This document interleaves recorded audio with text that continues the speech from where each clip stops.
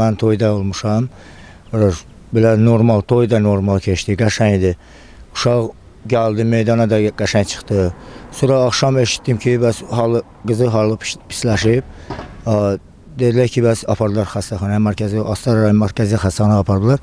Sonra səhər öyrəndim ki, bəs uşaq rəhmətə gedib. Saat 1-də Diqədi kəndində Atayurdu Şadlıq Sarayında toyu təyin keçirilmiş. Toydan 1 saat sonra isə gəlin, yəni Əfsanə xanımın vəziyyəti ağırlaşmış. Onu dərhal Astara rayon mərkəzi xəstəxanasına aparıblar.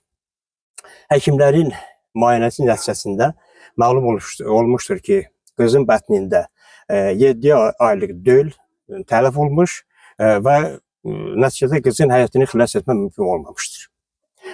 Onu da qeyd edeyim ki, demək, qeyd etdiyimiz bu vətəndaşlar əslində Astara rayonunun Dolu kəndində daimi qeydiyyatdadırlar. Ancaq onlar həmişə Bakı şəhərində işə gedirlər.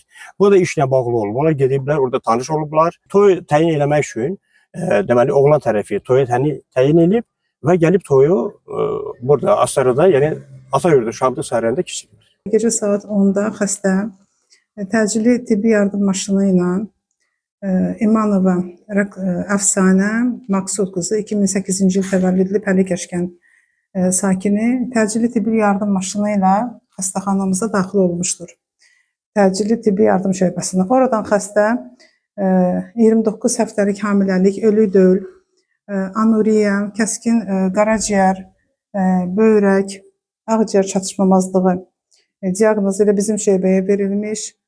Burada reanimatoloq, mama ginekoloqlar, reanimatoloq, terapevt, cərrahlar dəvət olundu. Çox saylı səylər xəstəyə göstərildi və göstərilən bütün reanimasyon tədbirlərə baxmayaraq xəstənin vəziyyəti getdikcə ağırlaşdı və xəstə təcili olaraq reanimasiya şöbəsində süni tənəffüs aparatına qoşuldu və xəstədə heç bir irəliləyiş olmadığı üçün getdikcə vəziyyətinin kəskinləşməsi saat 6 radələrində xəstə süni tənəffüs aparatı adında bioloji ölüm qeydə alındı xəstədə.